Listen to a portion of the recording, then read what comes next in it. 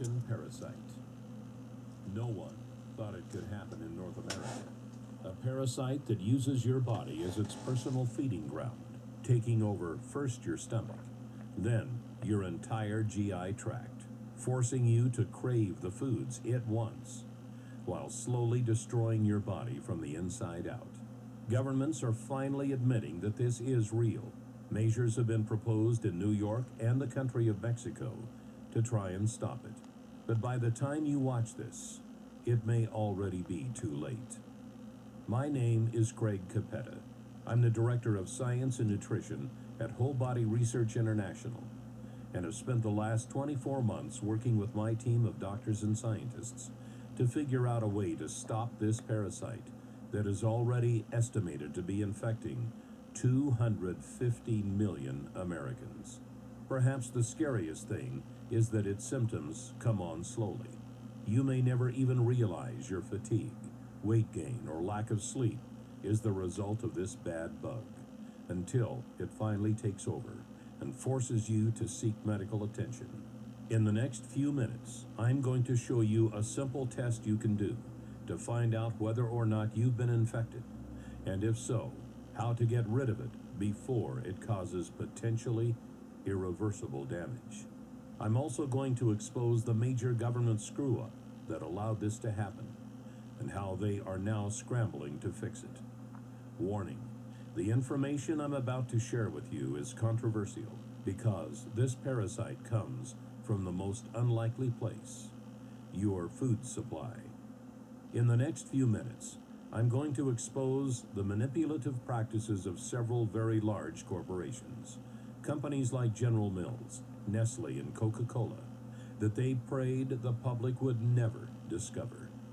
It's a tangled web of bribery that makes your average politician look like a saint, and they are currently spending tens of millions of dollars in false advertising to try to cover up what they have done. But it's about time someone pulled back the curtain. That's why I've spent a considerable amount of time and my own money over the last few months creating this video that they do not want you to see. So if you're serious about the health of your family, turn off your cell phone, take a seat, and make sure you watch every word of this presentation. What you are about to see and hear may shock you, but it may also save your life. Let's get started. The year was 1950. The death rate by heart disease in America had jumped to an astonishing 30%. Only far back as the 1900s, it was 10%. In just 50 years, deadly heart attacks had increased by a factor of 3 times. People were dropping dead at an alarming rate, and no one could figure out why. Then, on September 24th, 1955, America's own president, Dwight D. Eisenhower, suffered a heart attack, sending the entire nation into a panic. The crisis was now real. On Monday, September 26th, the Dow Jones plunged 6.5%. The total paper loss of the day was $14 billion, the largest ever, including that of the Great Depression. President Eisenhower would not walk again until October 25th, and would not return to the White House until November 11th, nearly 6 weeks later. By this time, the fear of heart attacks was on everyone's mind. Enter government researcher Ansel Keys. Mr. Keys was a Harvard-educated scientist who had helped design rations for the U.S. Army during World War II. Mr. Keys set out to discover why Americans had the highest rate of heart attacks out of any of the first world countries. In what would later become known as the 7-country study, Mr. Keys discovered that Mediterranean nations had the lowest heart attack rates in the world. Their diet also contained the lowest amount of fat. He concluded the American high-fat diet was to blame for our heart attack problem. Correct or not, finally, the public had an answer. In 1956, representatives of the American Heart Association appeared on television to inform the public that a diet which included fats, such as butter and lard, and fatty foods, such as eggs and beef, would directly lead to deadly coronary heart disease. The government's own health officials began recommending people adopt a low-fat diet to protect themselves and their families. Brochures on how to eat low-fat were passed out in schools. No one wanted to suffer the same fate as the president, or worse, drop dead. Most were fine with Mr. Key's reasoning. He became a celebrated hero and was even put on the cover of Time magazine, though he himself would many years later change his own opinion on the matter. For the time, a low-fat diet was universally accepted as the only surefire heart attack fix. Yet there was one sector that wasn't happy with this, and that was the big food conglomerates. You see, previous to Key's findings, their favorite way to flavor their foods was by adding more fat. Food scientists had discovered that fat was a flavor carrier. It could deliver taste and odor compounds from different parts of food, and provided texture and mouthfeel that made food taste better. Without fat, food tasted like cardboard. But now, the public was demanding their foods be low-fat. Processed and canned foods began to go uneaten as people turned to more natural, lower-fat alternatives. If it didn't say low-fat on the label, people stopped buying it. The conglomerates scrambled to find new recipes that would allow them to call their products low-fat, yet still taste good. Food scientists were called in by the dozens, and finally they discovered something even better.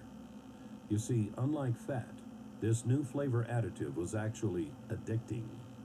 It goes by many different names, but you may know it best as refined sugar. Did the food industry know it was dangerous? Even many doctors of the 1950s would argue they certainly did.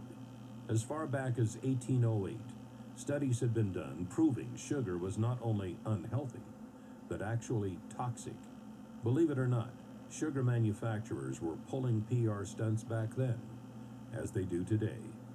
In 1808, the Committee of West India, a large sugar conglomerate of the time, appeared before the British House of Commons to offer a prize of 25 guineas, about $1,000 in today's coin, to anyone who could show an experiment that proved sugar was good for feeding and fattening cows, hogs, and sheep. Food for animals has always been expensive. Sugar was extremely cheap, so many farmers took on the challenge, hoping for good results. The 25 guineas would be just a bonus to the new, cheaper food supply. But as you may have guessed, the attempts were a disaster. Many resulted in the death of livestock. One member of Parliament, John Kirwan, took on the challenge himself, trying to feed sugar and molasses to his calves. After the experiment of this well-known, highly ranked politician failed, the Committee of West India gave up. Then, in 1816, the well-known French physiologist F. Magendie did an experiment of his own involving dogs.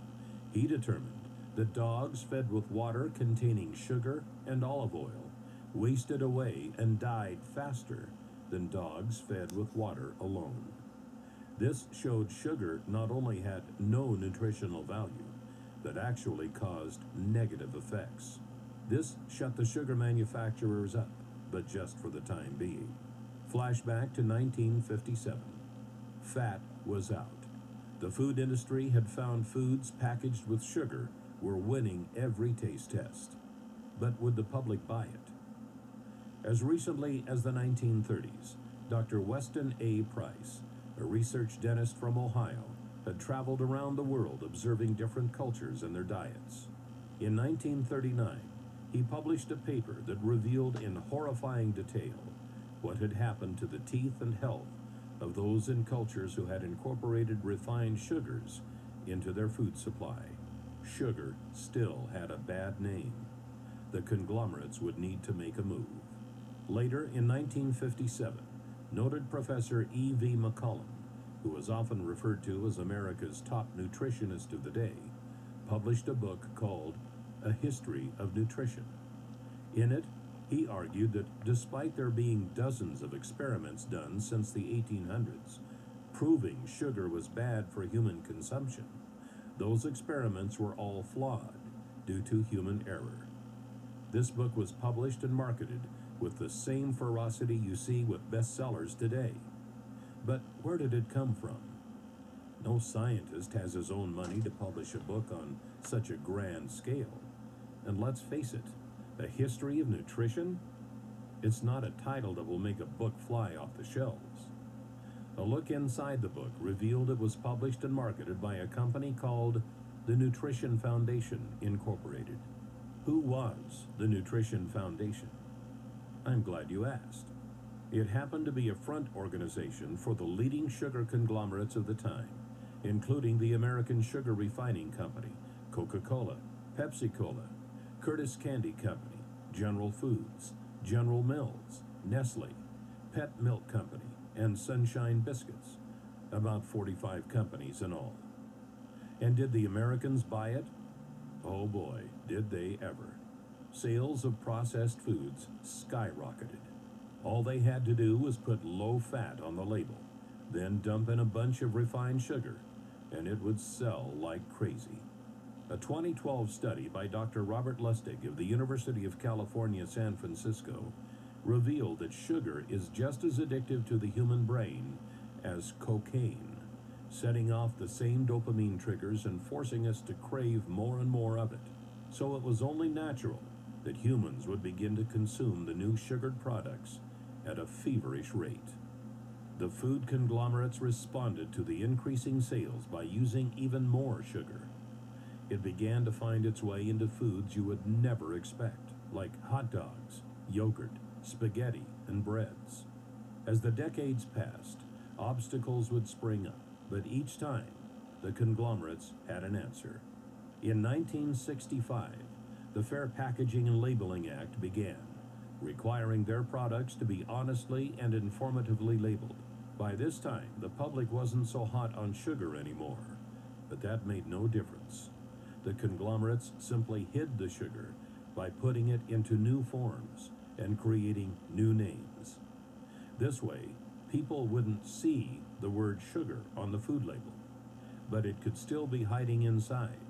Some names sugar goes by are agave nectar, brown rice syrup, high fructose corn syrup, dextrose, evaporated cane juice, glucose, lactose, malt syrup, molasses, sucrose. Another classic example is when the sugar pushers began putting the word natural into all of their advertising. Made from natural ingredients became their slogan. But all refined sugars are made from natural ingredients. So is cocaine and heroin. During the 1970s, armed with new studies showing the dangers of refined sugars and exposing them in all of their forms,